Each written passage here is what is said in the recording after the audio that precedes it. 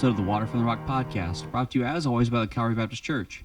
As you know, probably by now, my name is Pastor Tyler Robbins, and I'm usually joined in the audio booth in the pod lab, if you will, by my brother, Dustin Robbins. Unfortunately, he won't be able to be here with us today. Just work has changed his schedule up a little bit, and we're going to have to find a new time we can record, but it's just kind of been a little messy this week, and so what we opted to do is instead, I have my wife with me today, and it's a lot of fun, but my wife is here, Ashley Robbins.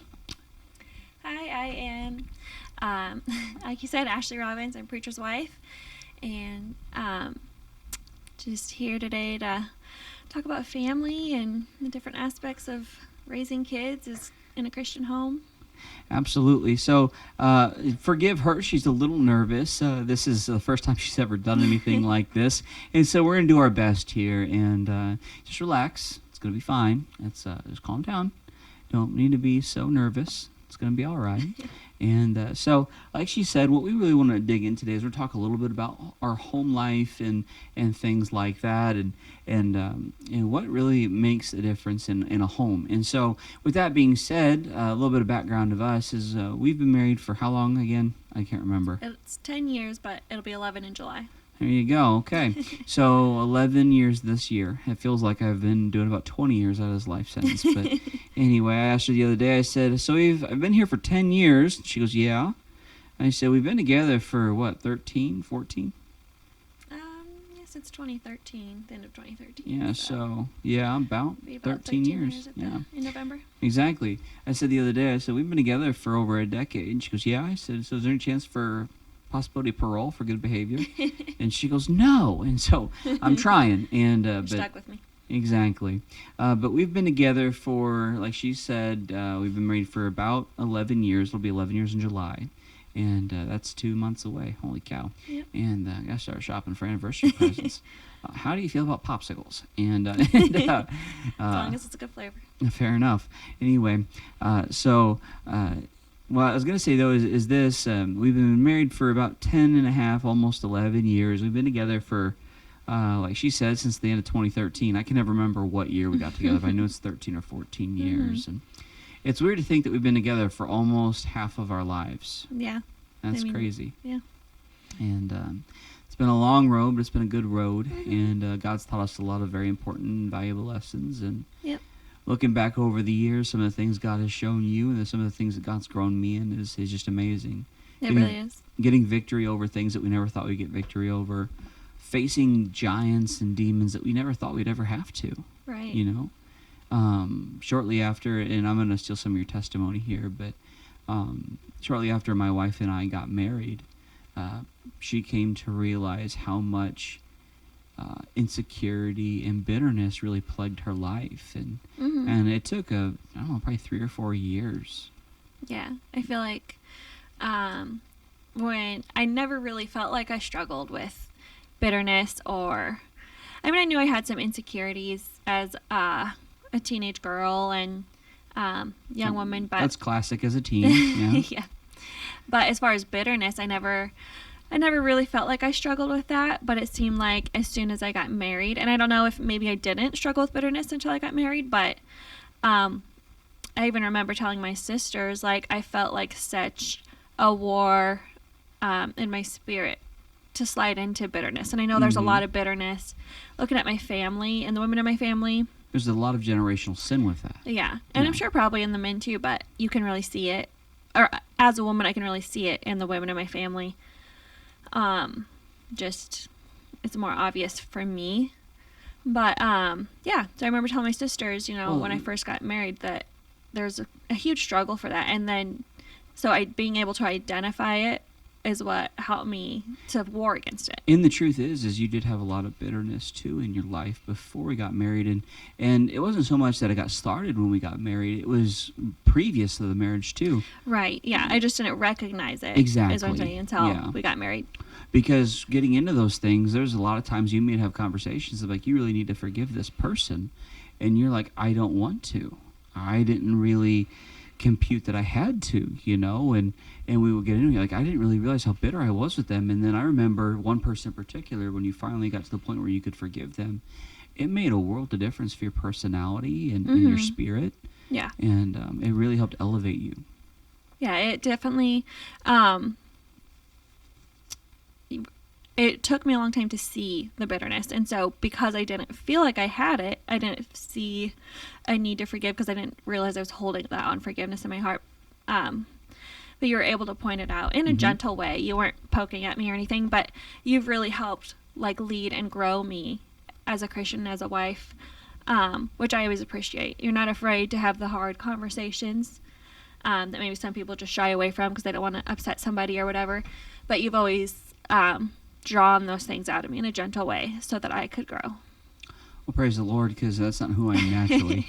Naturally, I'm more of an antagonist when I see a problem and I feel like someone is pushing against truth or pushing against things. I become very antagonistic. Like, I really, it's a bad analogy, but it's a good analogy.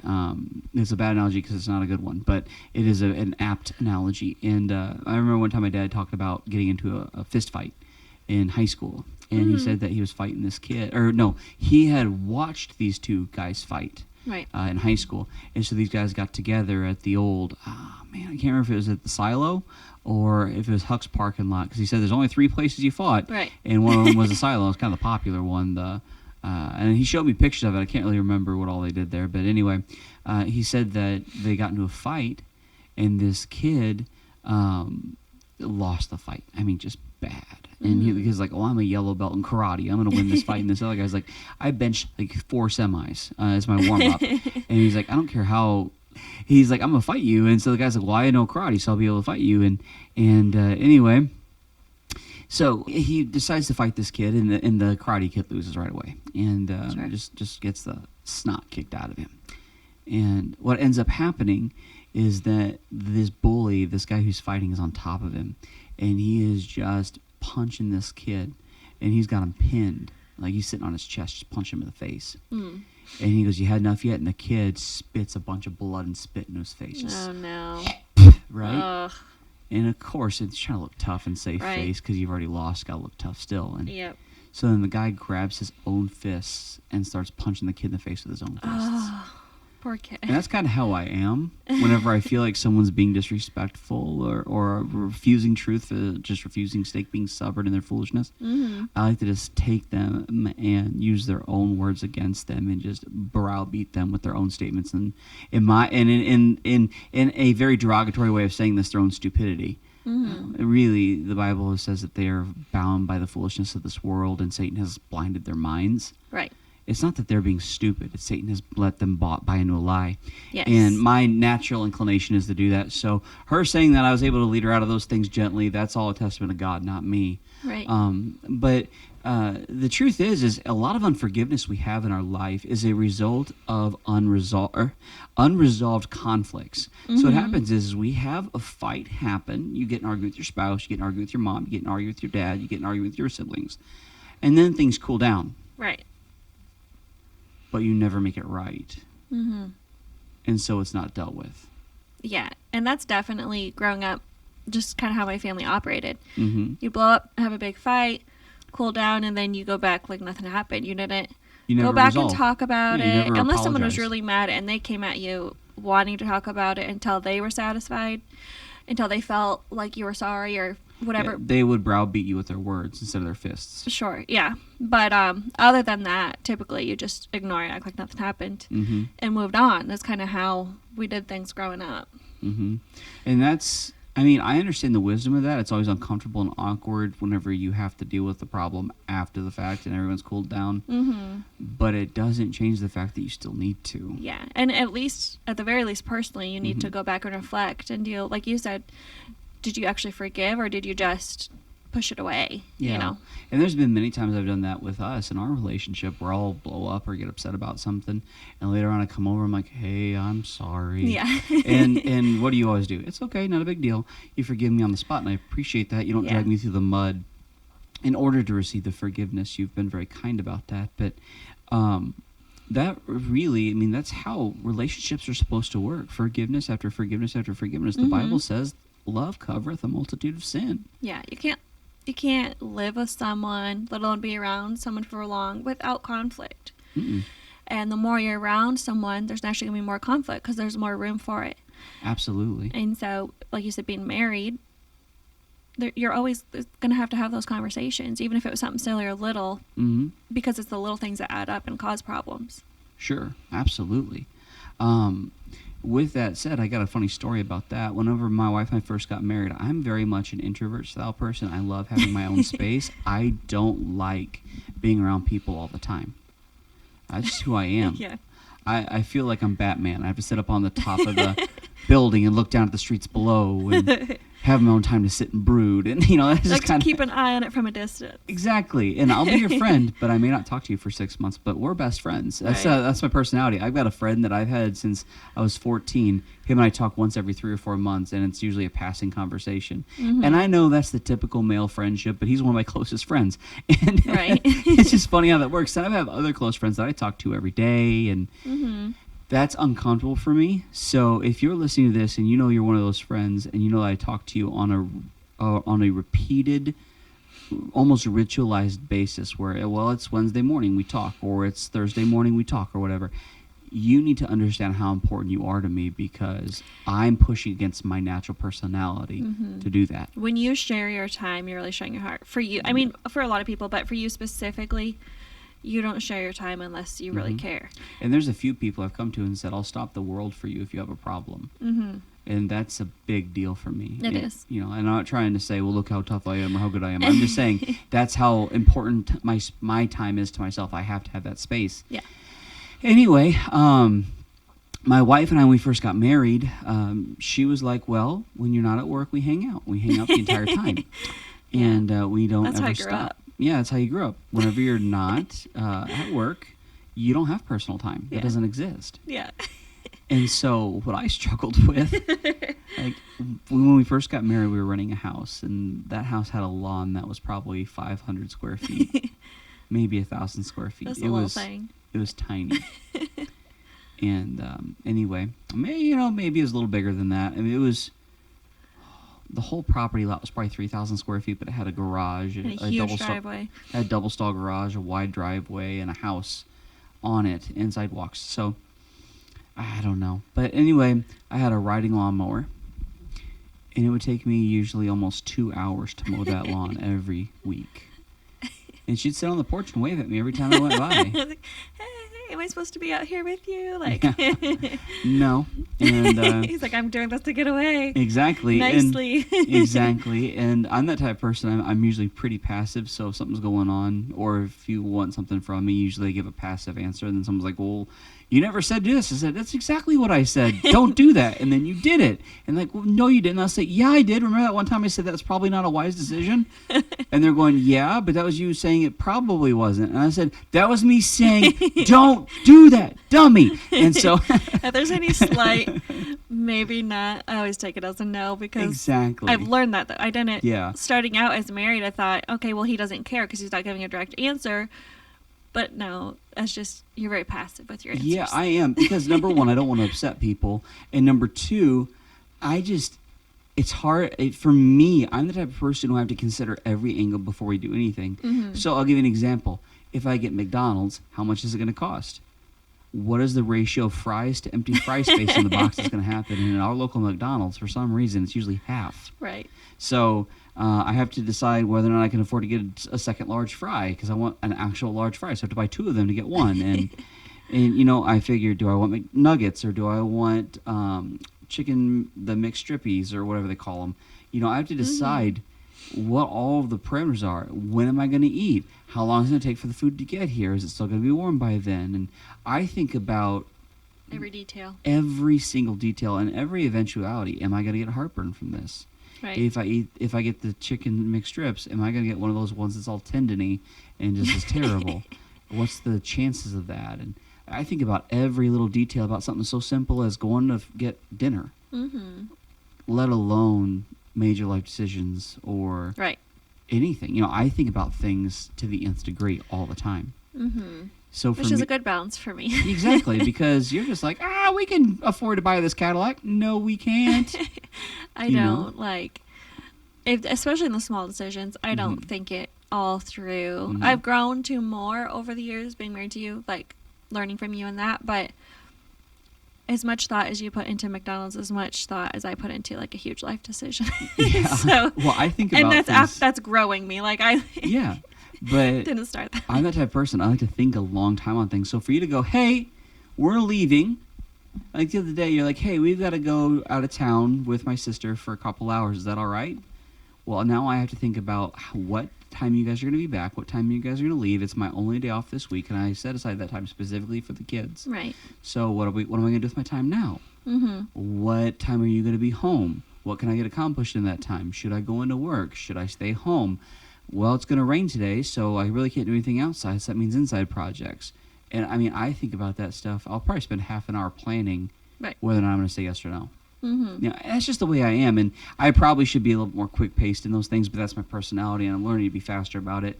But that's just who I am, I'm very passive, so I'm not even sure how we even got down that channel. But anyway, all this to say, we've been together for 10 and a half, almost 11 years married, coming up on 13 years together as a Right. couple. And in that time, God has taught us a lot of very valuable lessons. Oh yeah. He's taught you to be more patient, more kind, more forgiving for your bitterness. He's taught you how to be a good wife and not to challenge me ever. And you know, I was waiting for you to shake your head, but the truth is God's done a lot of work on me. He's done a little bit of work on her, but he's done a lot of work on me. And when we first got together, I was a really angry person. Yeah, you've grown a lot. You've matured a lot, I would say. And like you said, you used to be very angry, but you've grown to be very patient. And not that you were like in your face angry, like violent or anything, but you were easily put in a bad mood, I would say. Yeah. Where you really managed that. And I Your always temperament wore my has evened out quite and I a always bit. wore my emotions on my sleeve too. Yeah. So like if I was upset, you knew it and everyone else did. Yes. All you had to do is look in my eyes, you know I'm having a day. Yeah. Kind of that song that was used for Despicable Me 1, I'm having a bad day. Yeah. You know, and I just walked around that way all the time. Mm-hmm. And it took a lot of growth that God instituted for me to change that. Mm-hmm. It wasn't me, it was God and God alone, because there's no way I would have done that on my own. Yeah. I was happy with who I was. Grown you to be very patient. Yeah, I was happy to be that person. Mm. And God's changed me. Yeah. And that's just the testament of the Lord. But I would never have got there without God or without the one God has called alongside to help me. See, allow me to just kind of step out of the realm here for a moment and look at Christianity and our way of life from the outside. A lot of people will look at the Christian life and the Christian marriage as the husband leads, the wife is supposed to be a stay-at-home wife, and she is the slave to the husband, and she takes care of everything at home. And the truth is, nothing could be further from the truth. Mm-hmm. I feel like my wife does more of the steering of the ship than I do. I trust my wife more than I trust myself. Yeah, I definitely feel like you're always asking my input. You're Yeah. always considering my opinion. Like, not that I'm like, we're going to do this, but you're always like, well, how do you feel before you make a decision? Mm-hmm. And I have to be careful because I've learned that even my offhanded comment greatly weighs in your decision. And so there have been times, where I'm like, oh, let's, I kind of want to do this, but I haven't thought it out yet. Mhm. And then you go to do it, and I'm like, oh, I don't actually want that. I was just, said that one day. Mm-hmm. Whereas when you say something, you've already weighed it out and thought it, so you're ready to do that thing.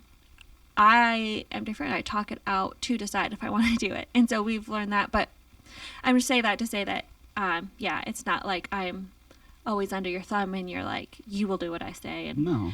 And even though you have I the like right to to, you don't treat me that way. I don't think that I ever keep you under my thumb personally. No. What I'm trying to say is this: even though we may not do things perfectly or whatever, I truly believe that reality is that the ship of a family should have the hand of the husband, the hand of the wife, and the hand of God all steering. And both hands of the husband and wife should always give into the Lord's hand first. Yeah. But I really let my wife do a lot of the leading of home and about our schedule. She pays all the bills. I make the money. She pays all the bills. Mhm. She runs our checkbook. She runs our finances. and I ask my wife if I can have an allowance. And I know some people, their relationships run that way because the wife has to control. I gave my wife that control because I trust her.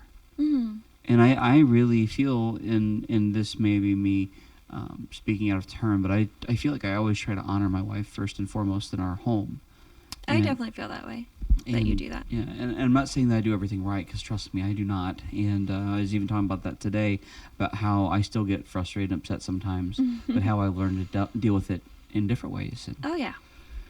you know, but the reality is we decided early on to have a Christian home. Yes. One of the first things we talked about when we call it courting, because all of our dating process was chaperoned, and we always had people around us, things like that. That's called courtship, and that's dating in the world's eyes is trying to find someone that matches with you. And hey, I think this person's cute, or I think this person's handsome, Just for a good time. and let's see if we match, let's see if our personalities are the same. And so it's set a lot on looks, where Christian courtship is based more on spirit. Mm-hmm. And so And end goals. Like, what is your yeah, purpose? Exactly. That's what I was going to say next, is it's based upon end goals. And so, really, and I know someone will go, oh, no, you don't talk about this on the first date because it's scary.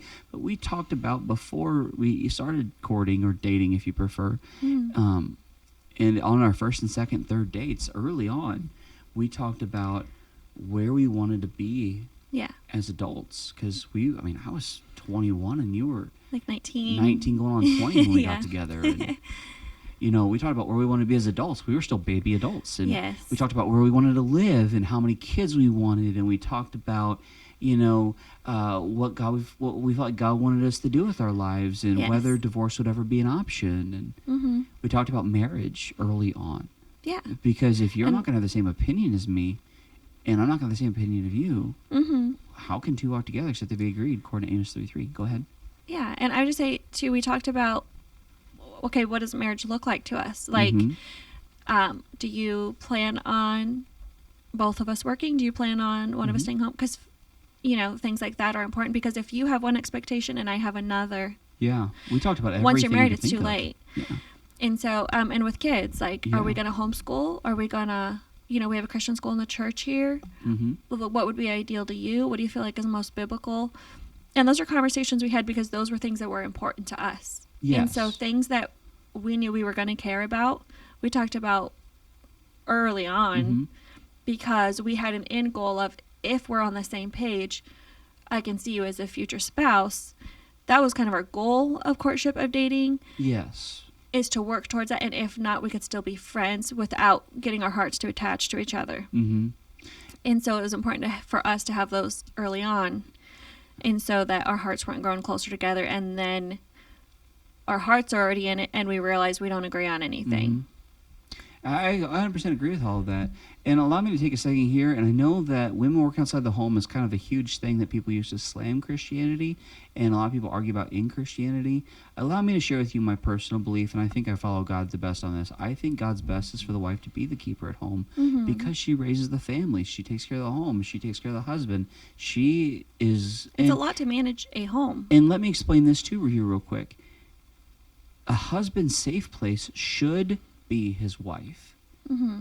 And she's preparing his safe place when he comes home from being broken out in the world, and broken by work, and broken. Well, I remember one time I got fired from a job. I came home and my wife just laid in bed and I cried, and she held me. She's my safe place. If I were to have her out working, she wouldn't have been home when I came home that day. Right. And if you want to work outside the home, and we discussed this early on, this is the promise I made my wife. If you want to work outside the home, we'll figure out a way to make it work. I want you to raise our children, but if you feel like you're supposed to work outside the home, we'll make it work. But I promise you, I'm always going to make enough money to where you won't have to work outside the home. Mm-hmm.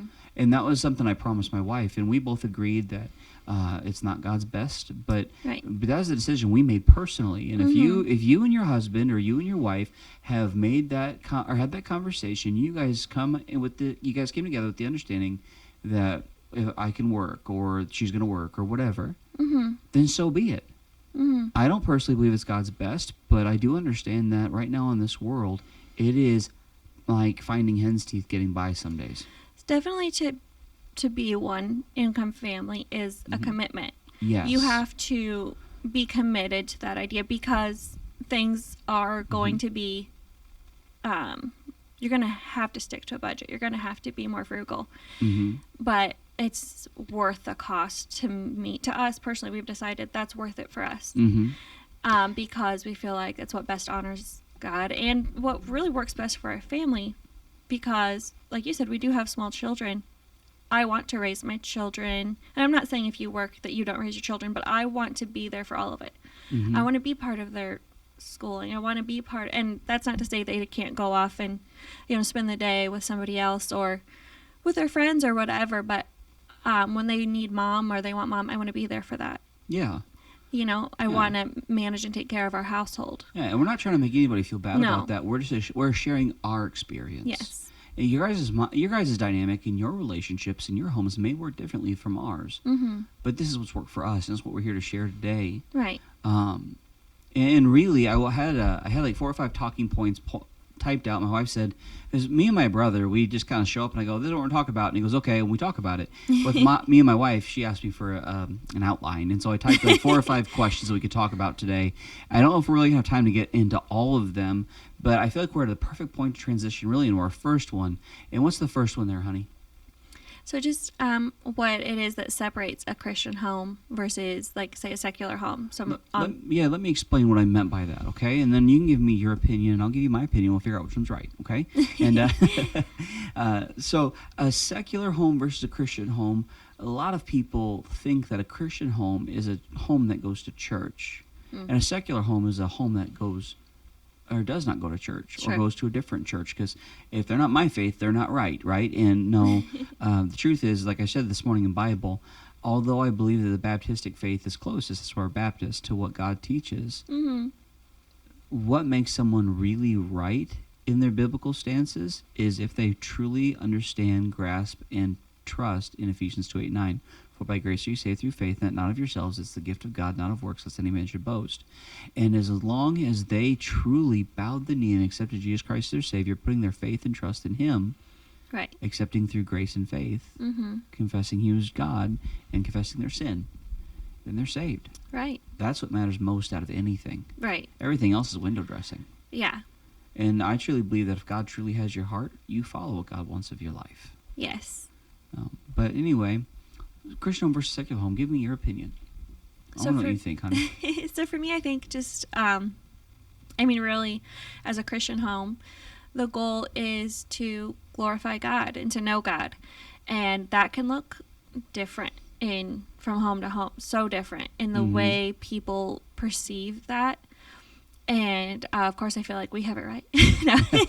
No, but I do feel like you should think you have it right. Otherwise, you would be doing it differently. Sure. And so, we are trying the best we can to follow what we believe God says in our home with our children and with each other. And there is differences in opinion Yes. of what God is. See, first in our home, we believed God was angry. That was something I struggled with a lot early on in my life, and something that plagued me even into our marriage, believing God was angry with me all the time, and it was my job to appease the guy that was in the sky. Sure. And that was a falsehood. Yes. But I believed I was following God by appeasing Him. Right. The reality is God's not angry. The Bible No. says, how precious are thy thoughts unto me, O God, how great is the sum of them. If I should count them, they're more in number than the sand. That's Yep. David writing that, but the reality is God loves His people. He's not angry with them, but I struggled with that. Yeah. So just because, we believe you're following God right, doesn't necessarily mean we were, number one. Right. Nor does it mean that we were on point properly. There's always room to grow in your walk with the Lord. And so, like I said, that kind of more teasing, but like I was saying, mainly is that You you should. should, Yeah. be working towards that. And if you don't think that you're doing what's right, really what I was getting at is that you should change that. If you feel like you're, to the best that you can. We're all going to have failures. If you're living in violation to your conscience, you should fix your conscience. Right. You should live by that. Yeah. That's a better way to say what I was meaning. Yeah, I mentioned that. Yeah. And But like what you were saying, we felt like, we had an angry God that we had to please all the time, to different degrees. I would change the word please to placate. Sure. We had to appease him. Sure, yeah. Like, I've talked with you about, I felt like, even though I served because I love God, not necessarily out of fear, I did also always feel afraid that I wasn't serving God, or that I wasn't pleasing him, or that he was upset with me because I had failed again, knowing that I had failed, knowing my failures. And God has slowly but surely just showed me through scripture, through pastors, through just study and prayer, through our marriage, and really through having children of my own. Yeah. Children changes your opinion completely. Yes. He's really shown me more that he's my father above, other things, that God is my father. And I'm not angry with my kids all the time. Do they do things wrong and then I have to deal with the situation? Yes. Do I have to teach them? Yes. But I'm not angry with them when they fail. And God has used that greatly to show me his love for me and how he sees me. And even within our marriage, when I've failed you and not been everything I need to be as a wife, or I failed you and I wasn't everything I need to be as a husband. And your forgiveness or your gentleness towards me, that wasn't just the end of the relationship, because and one your of us had gentleness and struggled goodness towards me. Sure. Or failed, but that's shown me the love of God through the different relationships in our life. And so not just he's not sitting up there waiting to punish us. The Bible says he's ready to forgive. And so the Bible says that love covereth a multitude of sins, I quoted earlier. Right. And God is love. Yeah. How can he not cover a multitude of sin? Yeah. Yeah, absolutely. So in your mind, then what's the secular home? So I guess there's such variation in my mind of a secular home. I feel like it comes down to what their purpose in life is. And every home is going to be different. So some of them, it might be just pleasure. Growing up as a kid, that was my family's goal. Just whatever was fun, whatever felt good. There wasn't a lot of structure. There wasn't a lot of intent in our day-to-day. It was more just about what we wanted to do, what we felt like, what was going to make us happy that day, or... So that 80s song, Everybody's Working for the Weekend. Yes, exactly. But I know there are some secular homes where the goal is education, to become wise in the things of this world. And I'm not against education, but that's their whole purpose, is the higher education they feel like the better. Or it could be sports. Our goal is to get to a certain level. You look at people who are in the Olympics, and they have to pour their entire life into that for that one day. And there's several who have talked about, after I won, I didn't know what else to do with my life, because that was their whole life purpose leading up to that point. Yeah. And it's 8 hours, 12 hours a day. Yeah. For years. 5 days a week, 6 for days years, a week. Yes. Yeah. It controls their diet. It controls their day-to-day. It controls their sleep schedule, And so I guess just really purpose. It comes down to purpose. And that can look like so many different things. That could be work. It could be money. It could, be endless things. But I feel like what separates a Christian home then is the purpose of serving and following God as best as you can, as best as you are led, and walking in the truth that you have. I would agree with that. I think that a secular home, I think with that set of that set of parameters, that pair of glasses put upon the eyes of our minds, I think it makes it very clear that secular homes are also very prevalent in Christianity. Yes. There are many homes that do not honor God. Even me being a pastor, and you being a pastor's wife, keeping God as the head of our home and the point of our life, basically keeping our home a Christian home, is a daily choice. It is. It is a daily, and I would, even probably hour by hour choice. You have to, it's a commitment. Absolutely. It is very easy to fall to anything. My youngest son, Cyrus, he is a sports fanatic. Yeah. He loves anything that's sports related. He loves combat sports. He loves football. He loves baseball. He loves soccer. He loves racing. Tennis. He loves racing. He's my dad incarnate. He's a sports fanatic. Yes. So guess what he wants to do all the time? Sports. My oldest son, he loves reading and video games and figuring out how things work. My daughter Hazel, she's very much into understanding like music and drama and things like that. She's very Yes. artistic minded. Mm-hmm. And then she also loves working on cars with Dad. Yeah. She does. She loves working on cars She's very relationship minded. very much. And so, with that being said, I understand that.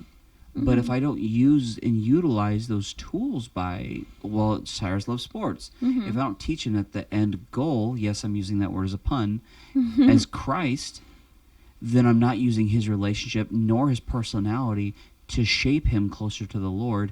I'm forcing him to follow. Mm-hmm. And I've even said that before. I don't know how I feel about this ADD, ADHD thing that goes on in the world today.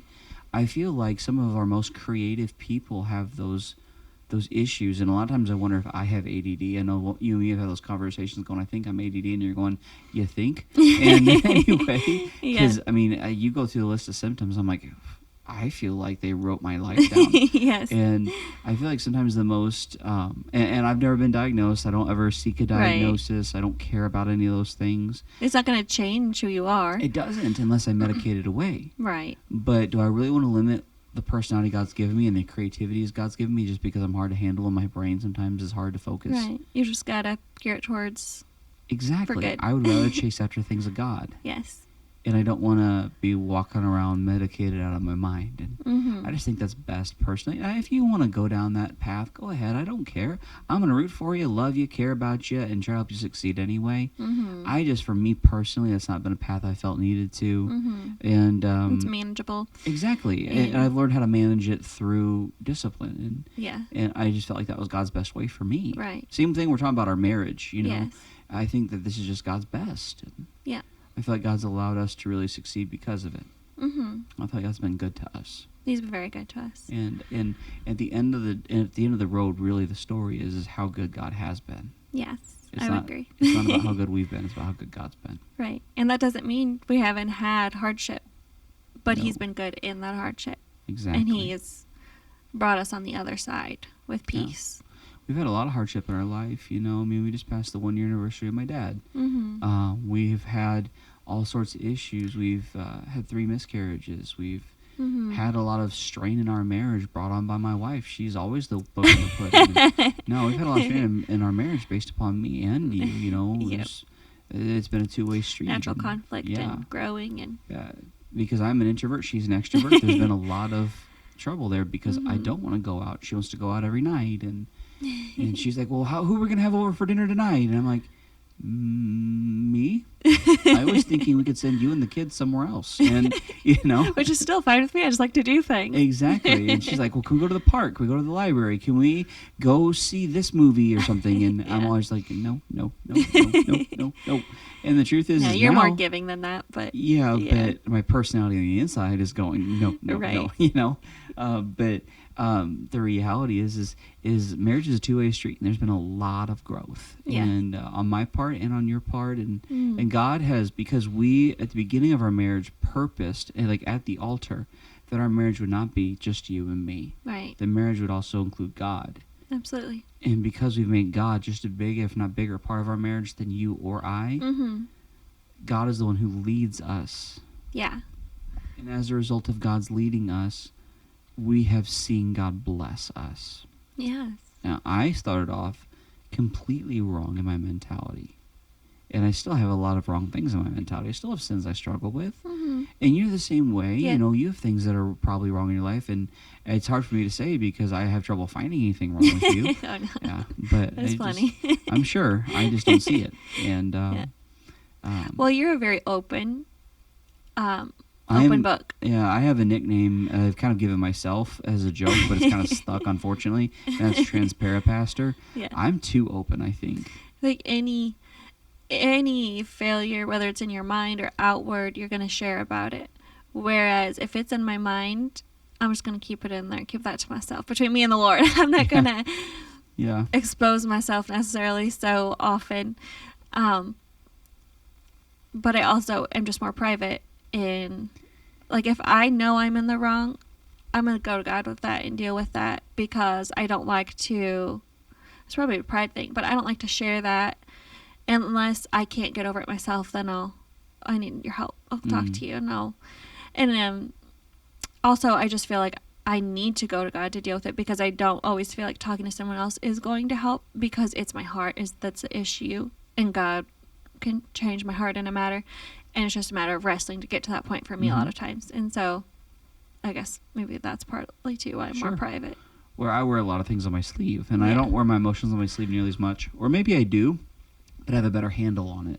I don't get as angry anymore, I don't think. I do get frustrated all the time, but I don't think I get angry. I think that's a natural part of life, especially with young children. There's always chaos. And and I already have trouble sleeping. I already have insomnia, and I already have a lot of trouble sleeping. But then whenever you put on kids, I have a nightmare, I need to get up and I need to use the bathroom, and of course they slam doors and they run through the hall, and you add in all these different things. I sleep very little, and even Cyrus woke up last night and woke me up, and I was up for a while, and I was just listening to you argue with him about grapes. And anyway, he has a dream about something, he thinks he has to have it in the middle of the night. Exactly. He's like, grapes, mama, grapes. And you're like, no, we don't grapes for you. He goes, grapes now. And so... It's 2 o'clock in the morning. No. And we don't even have grapes. Anyway, but it's really easy for me not to get enough sleep. So whenever I don't get enough sleep, that translates into frustration a lot. And so I think I get frustrated a lot, but I don't really get angry anymore. There's very few times I get angry. Yeah.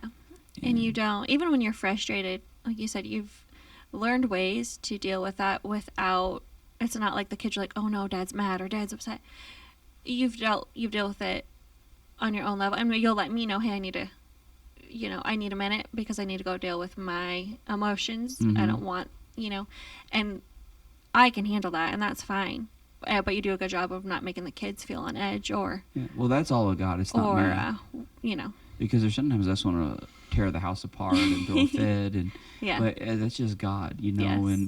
and to say that I don't get angry, that's not true. I do get angry from time to time, and whenever I do feel that way, I get very angry, but I try to keep it internalized and deal with it on the inside, because I know it's not that it's someone else's fault, it's my fault. And it's my job to keep myself in check and manage our own emotions. Exactly, take it to the Lord. And then I talk about it on the podcast or in church.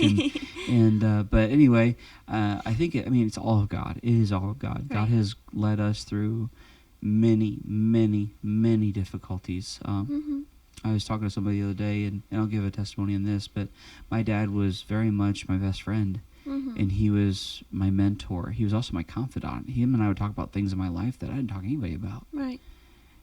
Fears and insecurities and, mistakes. And him and I would talk about those things. And I can't talk to my wife about these fears and insecurities, because then she's going to think I'm not a good leader. And that's not true, but that's a trap that men fall into. Yeah. And there is some bit of it to leadership that you do just keep to yourself. There are some things I don't share with the kids for the kids' sake. Yeah. And so as a husband and leader of the home, there are going to be those things where you feel like this isn't something I can put on my wife or put on, and that's natural, I think. Yeah.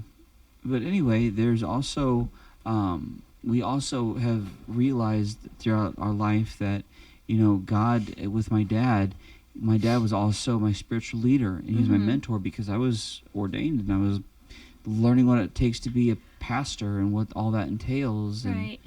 And so between that and dealing with that, sorry, I'm getting a phone call, so I lost my train of thought. But dealing with the loss of my dad, and dealing with the loss of my mentor, and dealing with the loss of my best friend, and dealing with the loss of my pastor, and dealing with the loss of, my dad. I don't know if I said that one, but I lost like 5 guys in the same day, in the same moment.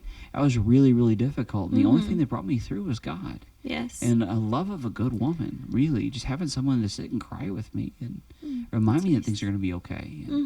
That's what got me through the hard times. And I know that there are marriages out there that they do not have that type of partnership. And those types of marriages are hard. Right. But that doesn't mean that that's over. Right. I've seen some marriages that are stuck in cold wars where it's, this is your side of the bed or your side of the house, and this is my bed or my side of the house, and you don't cross the line. And I've seen marriages like that, and I don't feel like that's God's best. I feel like that's a failure.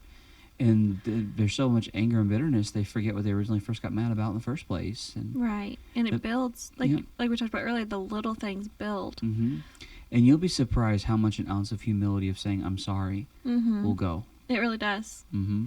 And really, I had to learn that from you. I feel like when we, not to change the subject, sorry, but like when we first got married, I remember, I don't even know what was said, and I said, well, that's not my fault. And you said, well, it's never your fault.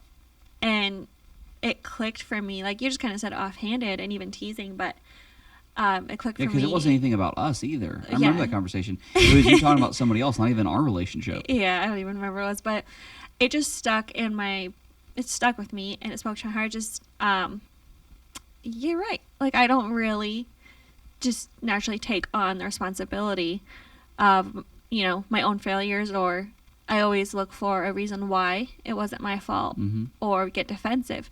And so from then on, I tried to, and I'm still learning this, but try to grow and, okay, you know what, I'm sorry, this was my fault, or equally my fault, or I shouldn't have, And so you're always really good about that, hey, I'm sorry, hey, I shouldn't have done this, or whatever. And so Well, once again, that's not that's me. really It's all God. helped grow me, Yeah. because, like I said, I was like, oh, I never realized I never do take the blame, Yeah, but and not even realizing it is amazing how much you start to lower your defenses and say, "I'm sorry." I don't even remember what we're mad about. Mm-hmm. It will be amazing whenever that person, the next person, then goes, "Yeah, neither do I." Right. Now, sometimes they do, and they're gonna let you know they remember. I remember why you did this back in 1938, and it's silly, but. The reality is once you go, can we please just be married again? Can we please just be a husband and wife again? You would be on my side again. I miss feeling like I love you. Mm-hmm. And you'll be surprised whenever you have a real conversation, not, hey, what do you want for dinner? Right. When you have a real conversation that's not Mhm. interrupted by kids or the television or phone calls or whatever. Yep. How far a real conversation will get. And it's ironic because it so well mirrors our relationship with Christ. Because you Yeah. can sit there and tell God, I need you to put the armor of God upon me today, and upon my kids, and upon my wife, and upon the church, and upon the Larry down the street. And I need you to put a hedge of protection above and below and around each side, and fill that hedge with grace and mercy and peace, and with a splash of magic or whatever, Yeah. And everything we pray. But what are you doing? You're giving God your laundry list of to-dos. You're giving him the honey-do list. Mm-hmm. But the moment you have true prayer, where you really meet God and say, God, I'm going to wait for you to talk to me. Mm-hmm. I need to have your conversation. I need to have your ear. I need you to give me your heart so we can have a conversation. Mm-hmm. Yeah. Whenever you make that connection, 30 seconds of true prayer Mm-hmm. is more powerful than hours of supplication. Yes. The laundry list, That little the bit prayers, the praises. Heart communication, Mhm. not just, like you said, to-dos or whatever, but really letting your heart pour out. And don't miss this. Don't be foolish and say this isn't true. The reality is, no matter how long that Cold War has been going on, there is still freedom to be had. There's still unity to be had. Yes, There's still definitely. forgiveness to be had. And know that it's not too late. Mm-hmm. And know if you're still drawing breath and listening to this podcast, it's not too late.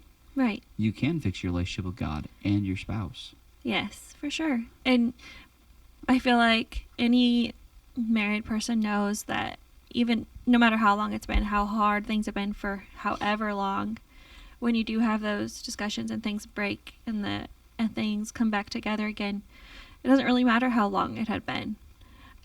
If we had, a disagreement for 10 minutes or 3 days, the coming back together again of the heart connection. It may be difficult some, though. I mean, a good analogy of that is there's a guy who walks around town here who had his leg broken. When he was growing up, he got jumped by some guys and they broke his leg. Mm-hmm. Well, he didn't have the money to go get his leg set or casted, so he just kind of took care of it himself. Well, his leg's bowed now, and it's permanent. Sure. Now, what he could do is he could go pay and have his leg broken by doctors and set in a cast, but then he's going to have to learn how to walk again. Mm-hmm. He was going to have to learn how to function again, essentially. And Mhm. sometimes after that's been that way for a while, it's like learning to walk again. It takes time. Right. There's nothing wrong with that. Right. What else are you can do with the rest of your life? Stay the same way and hate your life, or do you want to fix it and grow? Mm-hmm. And it's also not too late if you are courting, engaged, gonna get married tomorrow and you're listening to this today. Mm-hmm. It's not too late to have that conversation and set up the expectations with your spouse, your husband, your wife. Yeah. It's important. It is. It's one of the most important things you'll do. In my Mhm. opinion, the most important thing you'll ever do with your life is accept Jesus as your Savior. Yes. The second most important thing is surrendering to the call of God, with whatever that is. Right. Because and call of God doesn't just mean pastor, missionary, evangelist, deacon. Right. It can be bus driver. It can be garbage man. It could be HVAC. It could be construction. Yeah. Because all those jobs are needed. Yes. The call of God is what God has anointed you for. Mm-hmm. And then the third most important decision you'll ever have is who you're going to marry. Mm-hmm. And then the fourth is how you're going to raise your kids. Right. Are you going to have kids? Yeah, that's a big question. And sometimes I was talking to a lady today, and she goes, don't you ever wish you could go back to the times whenever you first were dating, you first met your spouse, and how wonderful it was back then? I'm like, actually, me and my wife worked very hard to keep that in our relationship still to this day. Yes. But I do sometimes miss the ease. beginning of our marriage. Yeah. The beginning of our marriage, whenever it was just you and me. And, you know, I love our kids to death. I'd do anything for them. But Yes. sometimes I miss the days when it was just you and me. Just the freedom of we felt like doing something, we're doing it. Well, yeah, but more of just be able to not have those interrupted intimate moments. Be able to just sit on the couch and cuddle without kids crawling all over us. And be able to watch a movie we want to watch instead of watching Bluey for the 38th time. Right. And, you know, watching child-appropriate content. I want to watch a war movie or watch a scary movie. You know, I like watching scary movies because you hate them and you curl up into me and you're like, oh, no, the killer's going to get them. And I'm like, yeah, they're probably going to get them. Here, cuddle into me and I'll protect you. And, you know, I like that. Making a big bowl of popcorn and not have to worry about Cyrus putting a piece in his mouth and spitting it back in the bowl and mixing it. Because he does that. He does do that. Yeah, and I miss those days sometimes. But I learned to get my own bag of popcorn and, you know, Get him not his share. own little bowl. Yep, and not share. And, you know, I mean, we find ways around it, but we work to keep that in our relationship still. Oh, but, yeah. But I do miss that. You know, I miss having all of your attention directed at me sometimes. Mm-hmm. But that's growth of life. It is. Mm-hmm. And it's not a bad thing. Right. Because then the moments of us being able to stay up late and not have to deal with the kids, the moments that we get to cuddle on the couch and watch what we want, they're so much sweeter. They are. Back then, that was all your taken for moments, so granted. it was taken for granted. Right. But now there's so much more good. I also And wish I could. intentional. Yeah, I wish I could go back though to the beginning of a relationship and tell me, hey, these things are going to happen in your life. Be ready for them. Learn your lesson early. Learn how to just eat crow and swallow your pride, and be okay with it. And I'd like to go back and tell myself some of those things so I could avoid some of the conflict. But Oh, yeah. but who doesn't look in the rearview mirror with hindsight? Because hindsight's always 20/20. Mm-hmm. The I truth. feel like Go ahead. Sorry. I just feel like in life, does not really matter how old you are. You're going to be growing. You're Mhm. either going to be growing forward or sliding backward in your growth. And so there's a continual effort and a continual, like, just mental, like, awareness of Yeah. trying to grow. And I saw this one time. This is a good analogy of that you never stop growing until you die. Mm-hmm. So, and we know that it's kind of almost a trope, but we need to be done here. We're over time. But I remember seeing a tree one time, and this tree grew up about a foot and a half up, and then it grew out at a 90-degree angle and went over about 2 feet and then continued up at an angle. Mm-hmm. What had happened there? Someone had misshapen that tree when it was a little sapling. Mm-hmm. There might have been something in the way. Somebody might have broke it. I don't know. Right. But something permanently changed its growth pattern. Mm-hmm. But it still continued to grow. In life, we can choose to go around our obstacles. It's kind of the analogy, yes, Mm-hmm. and still continue to flourish. Or we can allow it to stunt our growth. Or what I wanted to point out today is either you're always growing, and if you grow up, or you can grow to the side, but you're always going to still continue growing. Might as well grow up, Right. you know? And in our relationship too, like these relationships that sometimes they get caught up in bitterness or anger or anxiety or depression or whatever. Mm-hmm. The only way to overcome those is by lowering the weapons, lowering the walls, and coming back together, going, can we please just be reasonable and have a real conversation? I miss loving you. Mm-hmm. And it makes a world of difference. It does. I know it almost sounds cliche, but it does. It really does. And can I just say one thing while we're Sure. on this? I know we've got to go, but I think the best advice I was ever given about marriage is I remember counseling with your dad, premarital counseling, and he said expectations are the number one killer of a good marriage. Mm-hmm. And so we should have expectations set on what the Bible says about our spouse and upon the commitments we've made at the altar. But other than that, being willing to understand that this is where they're at, Mhm. and you can't always expect them to be whatever it is you have in your head, whether that be, you can't expect them to react to everything in the way that you would react. You can't expect them to do everything the way that you would do it. You have to give grace, and you have to be willing to accept them where they're at and recognize that you yourself aren't even where you would want to be. Yeah. And so That's great advice, and that's one that I often forget, but it's one that, as you look back, you're going, I do have this expectation. I do have this thought process. And sometimes you don't realize you have that expectation. Exactly. And whenever you finally let go of it, what a world of good it does. It does. It's almost like magic. And but that's all I really have for you guys today. Thank you so much for coming in today, honey. I really enjoyed this podcast. Yeah, me too. Thank you. I very much enjoyed it. And I'll have to have you back on here soon. We'll talk about our other questions. We'll go through the list here real quick. What's the purpose of a secular home versus a Christian home? We kind of talked about that one a little bit. What's it like being a Christian mother or a stay-at-home mom? What is the reality of spiritual warfare in the home? Because I talk a lot about spiritual warfare as as it relates to the church and being a Christian. But you have to deal with that more on your front than I do. I try to deal with it when I'm home and things like that, but there's sometimes things come up and I'm not home. Right. How do you deal with it? What's that like? Right. And then how soon should we start to teach our young people about spiritual warfare? Because that is a big question. A lot of people don't teach their children about spiritual warfare ever, or wait till they're a teenager or a young adult. And the truth is you're missing out, because how many years have they been ready to fight? Right. Or they've been being fought against and they don't know. Yes. Yep. So when do you begin great those things? Yeah. I'll have to have you back in and talk about that sometime. Absolutely. Maybe soon. We'll see about that. All right. Thank you guys so much for tuning in today. I love you, honey, by the way. Love you. And anyway, thank you guys so much for tuning in today. I hope today has been a blessing to you. And if you have any more questions, or you'd like to talk about these things, or if you need prayer, you can always reach me at our website, bytheblood.org, or you can also reach us. You can reach me personally through my email, which is robinsman25@gmail.com. Feel free to reach out to me at any time.